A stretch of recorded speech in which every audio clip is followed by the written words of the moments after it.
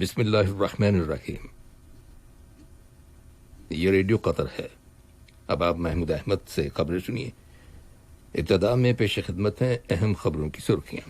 صاحب اسم امیر نے جاپان کے وزیر اعظم کی صحت و تندرستی کے لیے نیک خواہشات کا اظہار کیا ہے۔ قطر نے عراق کے شمال مشرقی علاقے بکوبا کے نزدیک ایک فوجی چیک پوائنٹ پر کیے گئے حملے کی شدید مذمت کی ہے۔ وزارت نے کہا ہے کہ ملک کے اندر کرونا وائرس کے مزید 220 مریض صحتیاب ہو جانے کے بعد شفا پانے والے افراد کی مجموعی تعداد اب 1,15,017 ہو گئی ہے۔ خبر ملی ہے کہ ترکی کی فضائیہ کے جنگی ہوائی جہازوں نے بحیرہ روم کے علاقے میں یونان کے 6 F-16 جیٹ لڑاکا طیاروں کا تعاقب کیا اور انہیں بھاگ نکلنے پر مجبور کر دیا۔ یہ تھی اہم خبروں کی سرخیاں۔ لیے جب آپ تفصیل سے خبریں سنیے۔ صاحب اسم امیر شیخ تمیم بن حمد آل ثانی نے جاپان کے وزیر اعظم شنزو ایبے کی صحت و تندرستی کے لیے نیک خواہشات کا اظہار کیا ہے۔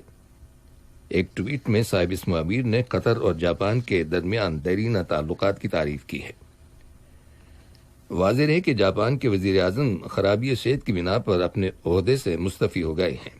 وہ گزشتہ کئی برسوں سے کولون ڈیزیز یعنی بڑی آنت کی بیماری میں مبتلا ہیں اور حالیہ دنوں میں ان کی طبیعت زیادہ خراب ہوئی ہے۔ 65 سالہ شنزو ایبے کا کہنا تھا کہ وہ اپنی بیماری کی وجہ سے حکومت کے لیے مسائل پیدا نہیں کرنا چاہتے۔ جب تک حکمران جماعت کا ان کا جانشین مقرر نہیں کرتی، وہ بحیثیت وزیر اعظم اپنی ذمہ داریاں نبھاتے رہیں گے۔ صاحب اسم امیر شیخ تمیم بن حمد آل ثانی کو امریکہ کے وزیر خارجہ مائک پامپیو کی جانب سے ٹیلی فون کال موصول ہوئی ہے، جس کے دوران دونوں دوست ملکوں کے تعلقات، اسٹریٹجک تعاون اور اسے مزید فروغ دینے سے متعلق معاملات کے علاوہ باہمی دلچسپی کے متعدد علاقائی اور بین الاقوامی حالات کے بارے میں تبادلہ خیال کیا گیا۔ واضح رہے کہ قطر اور امریکہ کے تعلقات سن 1972 سے مستحکم اور مضبوط چلے آ رہے ہیں اور گزشتہ چند برسوں سے تمام شعبوں میں یہ تعلقات اہم پارٹنرشپ کی سطح تک پہنچ گئے ہیں اور مختلف علاقائی اور بین الاقوامی مسائل کے حوالے سے دونوں ممالک کے مابین مشاورت کا سلسلہ بدستور جاری ہے۔ اس کے علاوہ تجارت اور اقتصادیات کے شعبوں میں دو طرفہ تعاون اور پارٹنرشپ کو مضبوط بنانے کے لیے دونوں جانب کے اعلیٰ سرکاری افسران کے درمیان ملاقاتوں اور مذاکرات کا سلسلہ بھی جاری ہے۔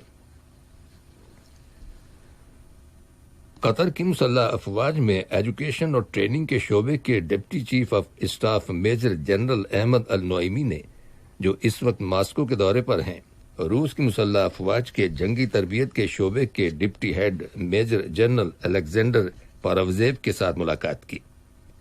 اس ملاقات میں دو طرفہ تعلقات اور انہیں فروغ دینے سے متعلق مسائل کے بارے میں تبادلہ خیال کیا گیا۔ قطر نے عراق کے شمال مشرقی علاقے باکوبا کے نزدیک ایک فوجی چیک پوائنٹ پر کیے گئے حملے کی شدید مذمت کی ہے۔ اس حملے میں ایک فوجی ہلاک اور متعدد دوسرے افراد زخمی ہو گئے تھے۔ وزارت خارجہ نے ایک بیان جاری کیا ہے جس میں حکومت کے اس موقف کا اعادہ کیا گیا ہے کہ قطر تشدد اور دہشت گردی کی ہر طرح کی کارروائیوں کو مسترد کرتا ہے، خواہ ان کی وجوہات اور مقاصد کچھ بھی کیوں نہ ہوں۔ وزارت خارجہ کے بیان میں ہلاک شدہ فوجی کی فیملی سے حکومت قطر کی جانب سے تعزیت اور زخمیوں کی جلد صحتیابی کے لیے نیک خواہشات کا اظہار کیا گیا ہے۔ وزارت صحت نے اعلان کیا ہے کہ ملک کے اندر کرونا وائرس کے 208 نئے کیسز رجسٹر کیے گئے ہیں، جن میں سے 198 افراد کا تعلق لوکل کمیونٹی سے ہے، جبکہ 10 افراد بیرون ملک سے ٹریول کر کے دوحہ آئے ہیں، جنہیں ان کی آمد کے بعد کرنٹین میں رکھا گیا تھا۔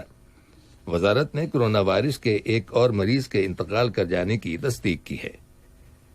وزارت صحت کا کہنا ہے کہ کرونا وائرس کے مزید 220 مریض شفا یاب ہو گئے ہیں، جس کے بعد صحت یاب ہونے والے افراد کی مجموعی تعداد اب 1,15,017 ہو گئی ہے۔ دریں اثنا کرونا وائرس کے پھیلاؤ کو روکنے کی غرض سے احتیاطی تدابیر پر عمل درآمد اور وزارت صحت کی جانب سے عائد کردہ پابندیوں کو نافذ کرتے ہوئے حکومت کے متعلقہ اداروں نے 3 افراد کو حراست میں لے لیا ہے۔ ان کے نام فہد علی العتبہ، علی محمد الخلیفہ اور حسن احمد الجابر بتائے گئے ہیں۔ انہیں پراسیکیوشن کے سامنے پیش کیا گیا ہے۔ ان افراد نے گھر میں کرنٹین کی خلاف ورزی کی تھی، حالانکہ انہوں نے مقرر کردہ شرائط کی مکمل پابندی کرنے کا وعدہ کیا تھا۔ یہ خبریں ریڈیو قطر سے نشر کی جا رہی ہیں۔ وزارت تعلیم اور اعلیٰ تعلیم نے اعلان کیا ہے کہ وہ تعلیمی سال 2020-2021 کے لیے پبلک اسکولوں میں طالب علموں کی انرولمنٹ اور ٹرانسفر کے سلسلے میں پیرنٹس کو وزارت کے پبلک سروس پورٹل کے ذریعے آن لائن سروسز مہیا کرتی رہے گی۔ وزارت نے پیرنٹس سے کہا ہے کہ وہ الیکٹرانک سروسز استعمال کریں، جن کی بدولت وزارت میں جائے بغیر ان کی درخواست پر ایکشن لینے کی گارنٹی دی گئی ہے۔ اتوار کے دن سے وزارت کی عمارت میں وزٹرز کے داخلے پر پابندی لگا دی گئی ہے۔ یہ پابندی کرونا وائرس کے پھیلاؤ کو روکنے کے لیے احتیاطی تدابیر کے تحت عائد کی گئی ہے۔ ترکی کے وزیر دفاع خروسی اکار نے کہا ہے کہ ان کا ملک بحیرہ روم کے مشرقی علاقے میں اپنے حقوق کا مضبوطی کے ساتھ دفاع کیے ہوئے ہے۔ خروسی اکار کا کہنا ہے کہ اگلے ماہ کے آغاز میں اس علاقے میں جنگی مشقیں کی جائیں گی۔ دینی اسناد ترکی اور یونان کے درمیان کشیدگی کی وجہ سے پیدا ہونے والے حالات پر جرمنی کی چانسلر اینجلا مرکل نے تشویش کا اظہار کیا ہے۔ انقرہ میں ترکی کے وزیر دفاع خروسی اکار سے ترکی کے دورے پر گئے ہوئے لیبیا کے وزیر دفاع بشاغان نے ملاقات کی ہے، جس کے دوران لیبیا کی تازہ ترین صورتحال کا جائزہ لیا گیا۔ دینی اسناد ترکی کے صدر کے دفتر نے بتایا ہے کہ صدر رجب طیب اردوان اور لیبیا کی اسٹیٹ سپریم کونسل کے نگران خالد المشری کے درمیان ملاقات ہوئی ہے، جس میں لیبیا کے سیاسی حالات، مشترکہ سمجھوتوں اور ان پر عمل درآمد کرنے اور باہمی تعاون کو مزید فروغ دینے کے وسائل کے بارے میں تبادلہ خیال کیا گیا۔ ترکی کی حکومت کی جانب سے مشرقی بحیرہ روم میں گیس کی تلاش کے کام کو روکنے کے لیے یورپی یونین نے انقرہ حکومت کو نئی سینکشنز لگانے کی دھمکی دی ہے۔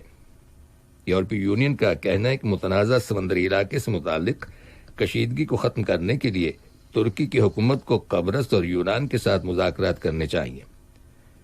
دینی اسناد ترکی کی فضائیہ کے جنگی ہوائی جہازوں نے علاقے میں یونان کے 6 F-16 جیٹ لڑاکا طیاروں کا تعاقب کیا اور انہیں بھاگنے پر مجبور کر دیا۔ خبر ملی ہے کہ یورپی یونین بیلاروس میں الیکٹرانک فراڈ میں ملوث افسران پر سینکشنز لگانے جا رہی ہے اور ملک میں مظاہرین کو روکنے کے لیے سخت کریک ڈاؤن کیا جائے گا۔ اس بات کا انکشاف یورپی یونین کی خارجہ پالیسی کے شعبے کے نگران جوزف بورل نے کیا ہے۔ ادھر بیلاروس کے صدر الیگزینڈر لوکاشینکو نے دھمکی دی ہے کہ اگر سینکشنز عائد کی گئیں تو وہ اپنے ملک کے اندر یورپی ٹرانزٹ روٹس کو بند کر دیں گے۔ ان کا یہ بھی کہنا ہے کہ وہ کسانوں، مزدوروں اور طالب علموں کی شکایات سننے کے لیے تیار ہیں، لیکن سڑکوں پر ہنگامہ کرنے والے مظاہرین کو برداشت نہیں کیا جائے گا۔ دینی اسناد معاہدہ شمالی اوقیانوس کی تنظیم نیٹو نے صدر لوکاشینکو کے اس دعوے کو مسترد کر دیا ہے کہ یورپی اتحاد ان کی حکومت کا تختہ الٹنے کی کوشش کر رہا ہے۔ اور اقوام متحدہ کی سلامتی کونسل نے لبنان کے اسرائیل کے ساتھ ملنے والے جنوبی علاقے میں اقوام متحدہ کی امن فوج کے قیام کی مدت میں توسیع کے لیے ایک قرارداد کی منظوری دے دی ہے۔ آخر میں اہم خبروں کی سرخیاں ایک بار پھر سن لیجیے۔